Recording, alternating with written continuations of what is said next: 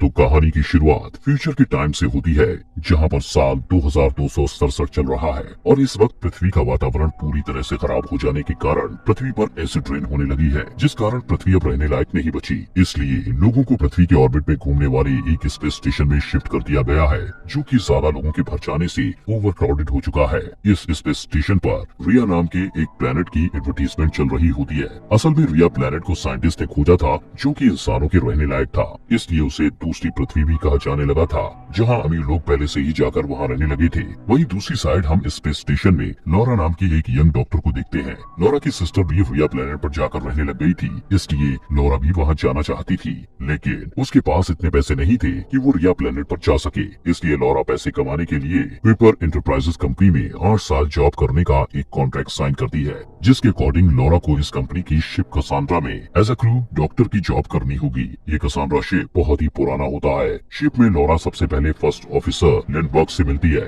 यहाँ लॉरा को मिलाकर सिर्फ 5 क्रू मेंबर्स मौजूद थे, जिसमें कैप्टन लैक्रॉक्स, लिंडबर्ग, एक टेक्नीशियन योशिदा और 2 इंजीनियर प्रोकॉफ और वेसुपुक्की थे। कैप्टन लैक्रॉक्स बताते हैं कि ये शिप फुली ऑटोमेटेड है और स्टेशन 42 पर जा रहा है। साथ ही बताते हैं कि कई सालों से एक टेररिस्ट ग्रुप अलग अलग शिप पर अटैक कर रहा है, जिसके चलते गवर्नमेंट ने हर शिप में एक सिक्योरिटी ऑफिसर रखा है। तभी लिंडबर्ग वहां आती है और डेकर नाम के सिक्योरिटी ऑफिसर को इंट्रोड्यूस करवाती है। डेकर सभी को ब्रुकनर नाम के टेररिस्ट की न्यूज दिखाता है, जो कि आखिरी अटैक के बाद से फरार है, जिसने स्टेशन 20, 23 और 24 को ब्लास्ट कर दिया था। ब्रुकनर का कहना है कि जब तक हम लोगों के ऊपर टेक्नोलॉजी शासन करेगी, हमें शांति नहीं मिलेगी, और इन्हीं टेक्नोलॉजी से नफरत करने के कारण वो गवर्नमेंट के खिलाफ है। इसके बाद शिप स्टेशन 42 के लिए निकल जाती है।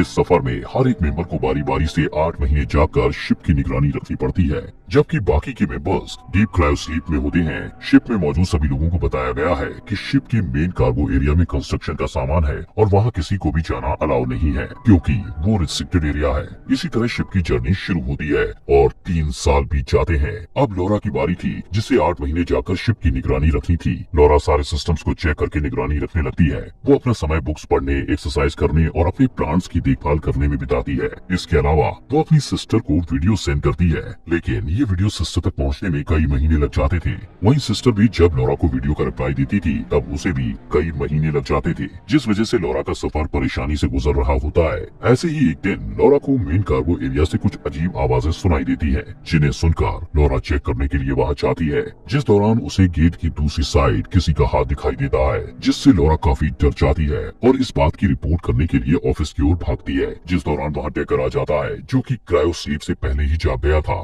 डेकर बताता है कि किसी ने कंपार्टमेंट रोड खोल दिया है, इसलिए मैं अपने आप जाग गया। डेकर लॉरा से पूछता है कि सबको कार्गो कंपार्टमेंट में आना मना है, फिर तुमने यहाँ का गेट क्यों खोला? जिस पर लॉरा कहती है कि कार्गो एरिया के अंदर कोई है और ऐसी सिचुएशन में रूल के मुताबिक मुझे कैप्टन को जगाना होगा। इसके बाद वो कैप्टन लैक्रॉक्स को जगाते हैं और रिस्ट्रिक्टेड एरिया में चेक करने के लिए जाते हैं। कार्गो का ये एरिया बहुत ज्यादा बड़ा था। कैप्टन लैक्रॉक्स लॉरा से कहते हैं कि तुम्हारी ड्यूटी के दौरान इस कंपार्टमेंट को कई बार खोला गया है, जो कि शायद टेक्निकल इशू के कारण हुआ होगा। यहाँ बहुत सारे कंटेनर्स रखे हुए थे और ये एरिया काफी ठंडा था। लैक्रॉक्स ऊपर वाले फ्लोर पर चेक करने के लिए जाते हैं, वहीं लॉरा नीचे के फ्लोर को चेक करती है। जिस दौरान कैप्टन लैक्रॉक्स ऊपर के फ्लोर से नीचे गिर जाते हैं और उनकी वहीं पर डेथ हो जाती है। तभी कार्गो का मेन गेट ऑटोमेटिकली बंद होने लगता है। ये देख वो लैक्रॉक्स को लेकर जल्द से जल्द वहाँ से बाहर निकलते हैं।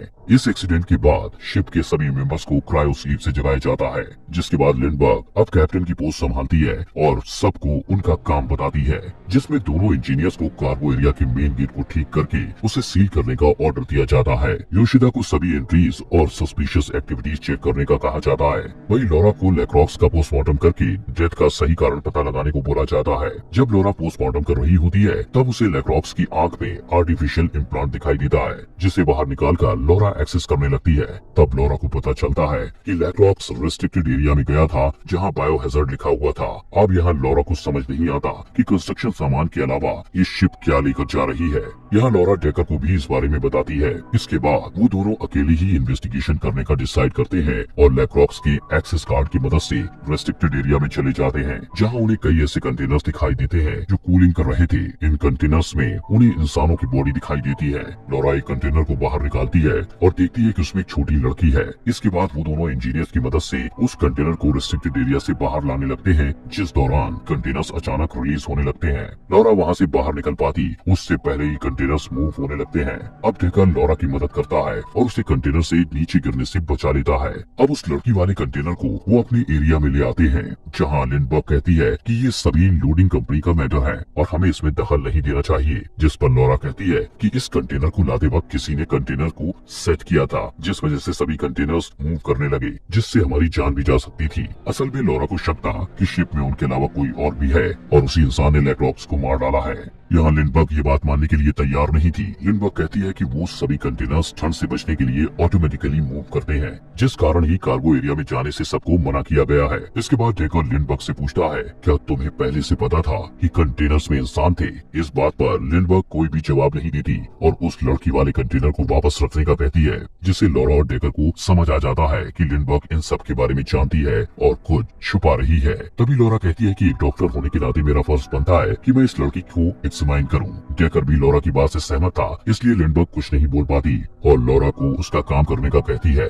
लड़की को एग्जामिन करते वक्त लॉरा को उसके ब्रेन में माइनर एक्टिविटी दिखाई देती है, लेकिन कंटेनर के ओपन होने में समय लगता है। लॉरा डेकर को बताती है कि ये कंटेनर स्कैनर को रोक रहा है क्योंकि ये इलेक्ट्रॉनिक सील से सिक्योर्ड है। दूसरी ओर योशिदा को देखते हैं, जिसके पास लिंडबर्ग आती है और उसे डेकर के बारे में इंफॉर्मेशन निकालने का कहती है, क्योंकि लिंडबर्ग को शक था कि डेकर कुछ गड़बड़ कर रहा है। इधर डेकर और लॉरा कंटेनर के ओपन होने का वेट करते हैं। लॉरा डेकर से स्टेशन 42 के बारे में पूछती है, लेकिन डेकर उसे ज्यादा कुछ नहीं बताता।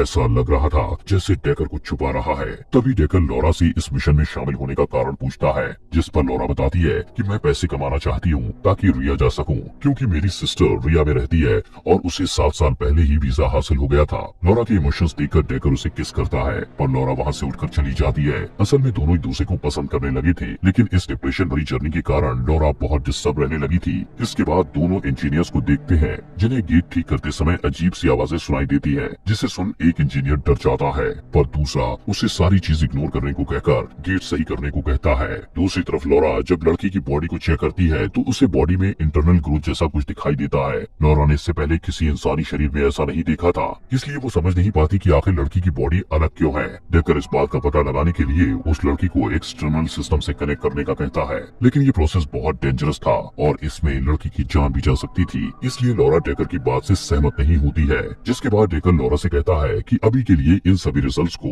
हमारे बीच ही रखना, क्योंकि इन सारी चीजों से हमें प्रॉब्लम्स हो सकती हैं। डेकर के जाने के बाद लॉरा अपने कैमरा में सिस्टर के लिए वीडियो रिकॉर्ड करती है। लॉरा उस लड़की के बारे में बताते हुए कहती है कि मुझे समझ नहीं आ रहा कि इस बोट पर क्या हो रहा है, लेकिन मैं उस लड़की की मदद करने की कोशिश कर रही हूँ। लॉरा अपनी सिस्टर से जल्द ही मिलकर सारी बातें शेयर करने का कहती है। अब थोड़ी ही देर बाद लॉरा को उसकी सिस्टर का रिप्लाई आता है, जिससे लॉरा शॉक हो जाती है, क्योंकि पहले मैसेज आने और जाने में महीने बीत जाते थे, पर इस बार थोड़े ही टाइम में मैसेज पहुंच गया था। इसके बाद लॉरा डेकर के पास जाती है और उसे मैसेज की जल्दी आने वाली बात बताती है। साथ ही डेकर से पूछती है कि तुम्हें न्यूरल एक्सेस के बारे में नॉलेज क्यों है, तुम तो सिर्फ सिक्योरिटी ऑफिसर हो। यहाँ लॉरा को डेकर पर शक होता है कि वो कंटेनर में रखे इंसानों के बारे में जानता है, लेकिन डेकर उसे कोई जवाब नहीं देता और लॉरा को पकड़कर किस करने लगता है। इधर लिंडबर्ग सबको इकट्ठा करके बताती है कि योशिदा ने इन्फॉर्मेशन निकाल ली है, जिससे पता चला है कि किसी क्रू मेंबर ने क्रायो कैमरास के रिकॉर्ड में हेराफेरी की है। लिंडबर्ग सीधे डेकर के पास जाकर उससे सवाल पूछती है कि तुमने क्यों नहीं बताया कि तुम रेगुलरली जागते थे, जिस पर डेकर का कहना था कि मुझे सिक्योरिटी के लिए जागना पड़ता था। लिंडबर्ग डेकर से पूछती है कि जब लैक्लॉक्स की डेथ हुई तब तुम कहाँ थे। हालांकि डेकर अपना बचाव करते हुए कहता है कि मैं उस समय दूसरे सेक्टर में था, पर लिंडबर्ग उसे लैक्लॉक्स का खूनी बताकर अरेस्ट करने को कहती है, जिसके बाद डेकर चालाकी से लिंडबर्ग की गन छीन लेता है और उस पर पॉइंट कर देता है। तभी योशिदा पीछे से डेकर पर अटैक करके उसे अरेस्ट कर लेती है और लिंडबर्ग लॉरा को उस लड़की के कंटेनर को वापस कार्गो कंपार्टमेंट में रखने का ऑर्डर देती है, जिस पर लॉरा बताती है कि मैंने लड़की को एक दवा दी है, इसलिए अभी मैं उस लड़की को वापस नहीं रख सकती। लेकिन लिंडबर्ग कुछ भी सुनने को तैयार नहीं थी। वो कार्गो के गेट बंद करने से पहले उस कंटेनर को वापस रखने का कहती है। इसके बाद लॉरा डेकर के सर पर लगी चोट का ट्रीटमेंट करती है। इस दौरान डेकर बताता है कि ये शिप स्टेशन 42 नहीं बल्कि रिया की ओर जा रही है। डेकर कुछ और बताता कि तभी प्रोकॉफ और वेस्पुकी डेकर को वहाँ से ले जाते हैं और क्रायो स्लीप में सुला देते हैं। यहाँ लॉरा योशिदा से पूछती है कि क्या तुम पता लगा सकती हो कि ये शिप सच में स्टेशन 42 ही जा रही है। तब योशिदा छुपकर सारी इंफॉर्मेशन निकालती है और लॉरा को बताती है कि ये शिप स्टेशन 42 पर नहीं जा रही है। साथ ही बताती है कि वो सफर के दौरान शिप के कोऑर्डिनेट्स नहीं बदल सकते हैं क्योंकि कोऑर्डिनेट्स को जर्नी से पहले ही सेट करके रखा गया है। तभी लॉरा बताती है कि उसने अभी जो रिया में मैसेज सेंड किया था वो 20 मिनट में पहुंच गया था। इससे क्लियर होता है कि ये शिप रिया के आसपास ही है। योशिदा लॉरा को बताती है कि लिंडबर्ग ही डेस्टिनेशन कोऑर्डिनेट्स को एक्सेस कर रही है। इसी दौरान वहाँ बेस बुक किया जाता है और दोनों को पार्टी करने के लिए रूम में बुलाता है, जहाँ योशिदा जाने से मना कर देती है, जबकि लॉरा उन दोनों के साथ पार्टी करने रूम में जाती है। पार्टी करते वक्त वहाँ की लाइट अचानक से फ्लिक होने लगती है, जिस पर प्रोकोफ कहता है कि ये रेडिएटर की वजह से हो रहा है, इसलिए टेंशन लेने की जरूरत नहीं है। इसके बाद लॉरा योशिदा के लिए टी ले जाने का कहकर वहाँ से चली जाती है। जब लॉरा योशिदा के पास जाती है तो उसे वहाँ योशिदा की डेड बॉडी दिखाई देती है, जिसे किसी ने बुरी तरह मार डाला था। एक बार फिर सभी लोग इकट्ठे होते हैं और चेक किया जाता है कि डेकर उसकी क्रायो स्लीप से जाकर भाग गया है, जिससे सभी को शक होता है कि डेकर ने ही योशिदा को मारा है। इसलिए लिंडबर्ग पूरी शिप की तलाशी लेने को कहती है, जहाँ लॉरा वेस्पुकी के साथ और लिंडबर्ग प्रोकोफ के साथ डेकर को तलाश करने जाते हैं। लॉरा और वेस्पुकी को नीचे कॉर्नेट दिखाई देती है। वेस्पुकी को यकीन था कि डेकर यहीं छुपा होगा, इसलिए वो लॉरा के साथ उसे पकड़ने का प्लान बनाता है, जिसके अकॉर्डिंग लॉरा उस कॉर्नेट में जाएगी और वेस्पुकी दूसरे रास्ते से वहाँ जाएगा और दोनों डेकर को पकड़ लेंगे। जिसके बाद लॉरा उस जगह के अंदर जाती है जहाँ एक अनजान आदमी लॉरा पर अटैक कर देता है। वो आदमी लॉरा को मार पाता इससे पहले कोई उस अनजान आदमी पर शूट करके उसे मार डालता है। लॉरा अपने आसपास देखती है लेकिन उसे वहाँ कोई भी दिखाई नहीं देता।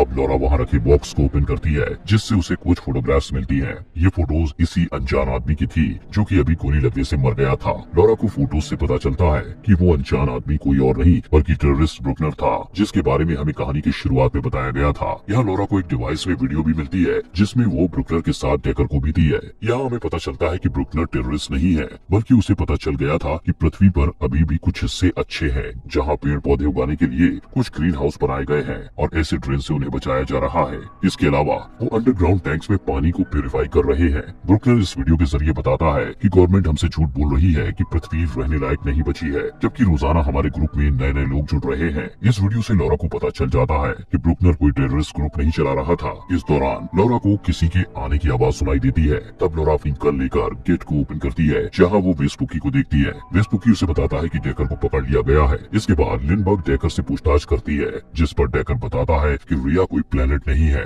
बल्कि वर्चुअल रियलिटी है, जहाँ सभी लोगों को गवर्नमेंट ने धोखे में रखा है ताकि वो उन लोगों से पैसे कमा सके। साथ ही बताता है कि पृथ्वी पर जीवन संभव है और इसी बात को प्रूव करने के लिए ब्रुकनर और मैं गवर्नमेंट के खिलाफ काम कर रहे हैं। लॉरा डेकर से पूछती है कि क्या तुम ही ने ब्रुकनर को मारा था, जिस पर डेकर कहता है कि वो पागल हो चुका था, उसने लैक्रॉप्स और योशिदा को मार दिया था, इसलिए मुझे उसे मारना पड़ा। अब लिंडबर्ग डेकर को लॉक में रखने को कहती है। वहीं लॉरा से बोलती है कि उस लड़की वाले कंटेनर को लूट कैच में रखवाने के लिए प्रोकोफ और वेस्पुकी तुम्हारी हेल्प करेंगे, इसलिए जल्द से जल्द उसकी जांच खत्म करो। लॉरा सब कुछ समझ चुकी थी कि डेकर सही है, जबकि लिंडबर्ग गवर्नमेंट के साथ मिली हुई है, इसलिए लॉरा लिंडबर्ग पर गन पॉइंट करती है। पर लिंडबर्ग पहले ही लॉरा के माइंड को समझ गई थी, इसलिए लिंडबर्ग लॉरा की गन पॉइंट करने से पहले खुद लॉरा पर गन पॉइंट कर देती है और उसके हाथ बांध देती है। यहाँ लिंडबर्ग बताती है कि रिया प्लेनेट पर शुरू से ही कॉलोनाइजेशन फेल हो गया था, क्योंकि कॉलोनाइजेशन के दौरान उन लोगों से कई गलतियां हुई थी, इसलिए फिर दूसरे प्लेनेट को खोजने का आदेश दिया गया और डिसाइड किया गया कि उस प्लेनेट पर वो गलतियां नहीं करेंगे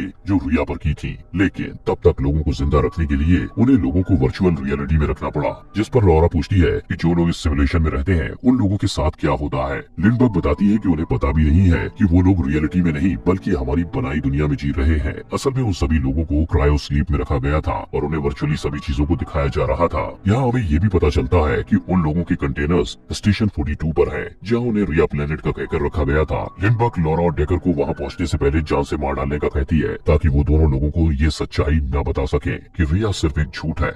दूसरी तरफ दोनों इंजीनियर्स डेकर से रिया के बारे में पूछते हैं और अगले ही पल वो दोनों लिंडबर्ग के पास आकर उस पर गन पॉइंट कर देते हैं। असल में डेकर ने उन्हें रिया की सारी सच्चाई बता दी थी, जिसे सुनकर वेस्पुकी का भी वर्चुअल लाइफ जीने का मन हो गया था, क्योंकि वो अब इस शिप पर अपनी जिंदगी बर्बाद नहीं करने वाला था। इसलिए वो डेकर और लॉरा का साथ देते हैं और लिंडबर्ग को पकड़कर क्रायो स्लीप में सुला देते हैं। इसके बाद लॉरा उस छोटी लड़की को चेक करती है, जिस दौरान डेकर लॉरा से माफी मांगता है कि मैंने तुम्हें पहले सब सच नहीं बताया, पर अब तुम मुझ पर यकीन कर सकती हो साथ ही लॉरा से पूछता है कि क्या तुम मिशन में मेरी हेल्प करोगी, जिस पर लॉरा कहती है कि इसके बदले तुम्हें मेरी सिस्टर को वहाँ से निकालना होगा और पृथ्वी पर वापस ले जाना होगा। अब चारों डेकर के प्लान के अकॉर्डिंग काम करते हैं। डेकर का प्लान था कि वो स्टेशन 42 पर जाएंगे, जहाँ सभी लोगों को क्रायो स्लीप में रखा गया है। वहाँ जाकर वो सबसे पहले उनका कम्युनिकेशन सिस्टम खत्म कर देगा, जिससे कि वो सभी लोग रिया प्लेनेट की वर्चुअल रियलिटी की सच्चाई जान सके और दोबारा किसी से कांटेक्ट न कर सके। कुछ समय बाद सभी प्लान के अकॉर्डिंग स्टेशन 42 पर पहुंच जाते हैं। यहाँ उनके पास सिर्फ 30 मिनट थे।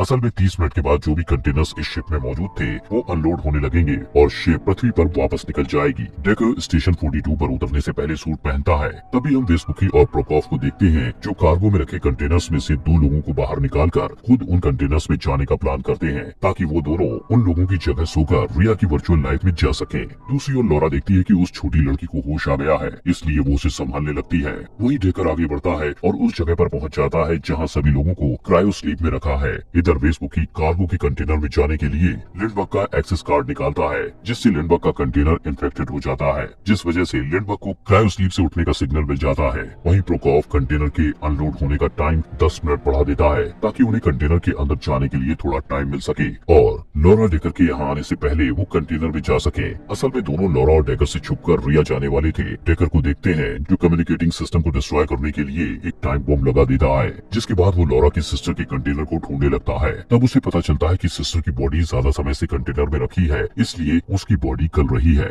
और अब उसे कंटेनर से बाहर निकाला तो वो जिंदा नहीं रहेगी। दूसरी तरफ लिंडबर्ग क्रायो स्लीप से जाग जाती है और लॉरा भी अपना सूट पहनकर स्टेशन 42 पर आ जाती है, जिससे डेकर बताता है कि मुझे तुम्हारी सिस्टर का कंटेनर मिला, लेकिन उसकी हालत बहुत खराब है। यहाँ लॉरा डेकर से कहती है कि मैं वर्चुअल रियलिटी में जाकर आखिरी बार अपनी सिस्टर से मिलना चाहती हूँ। साथ ही वहाँ जाकर वो सबको रिया की सच्चाई बताकर आखिरी मैसेज रिकॉर्ड करेगी। अब डेकर लॉरा को उसी वर्चुअल रियलिटी से कनेक्ट कर देता है जहाँ उसकी सिस्टर रहती है। अब जैसे ही लॉरा वहाँ पहुँचती है तो अपने आसपास बहुत ही सुंदर पेड़ पौधे देखती है। फिर अपनी सिस्टर के घर जाकर सिस्टर से मिलती है। इतने वक्त के बाद अपनी सिस्टर से मिलने पर वो इमोशनल हो जाती है और रोने लगती है, पर लॉरा के पास ज्यादा समय नहीं था, इसलिए वो अपनी सिस्टर को अलविदा कहकर वहाँ से भाग जाती है। इसके बाद वो एक जगह रुककर अपनी सिस्टर के डिवाइस से मैसेज रिकॉर्ड करती है, जिसमें वो रिया की सच्चाई बताती है कि रिया कोई जन्नत नहीं बल्कि एक सिमुलेशन है। साथ ही ये भी बताती है कि पृथ्वी पर अब जीवन संभव है और गवर्नमेंट ने पैसा कमाने के लिए हमें धोखा दिया है। लॉरा इस मैसेज को उस स्पेस स्टेशन पर भेज देती है जो पृथ्वी के ऑर्बिट में घूम रहा था,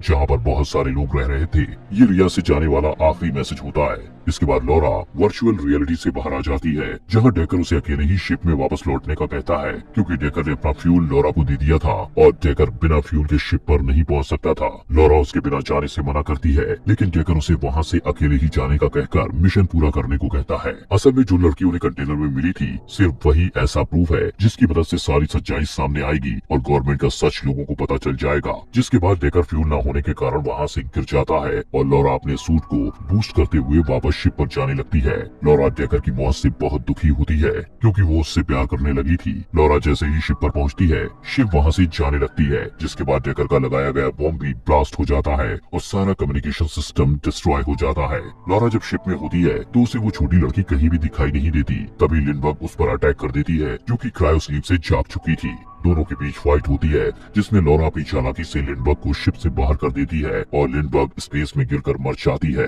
इसके बाद लॉरा उस छोटी लड़की से मिलती है और दोनों पृथ्वी की ओर चले जाते हैं। फिर कुछ महीने बाद लॉरा का सेंड किया हुआ मैसेज उस स्पेस स्टेशन पर पहुंच जाता है, जिसे सुनकर लोगों को सारी रियलिटी पता चल जाती है और इसी के साथ ये मूवी यहीं पर खत्म हो जाती है।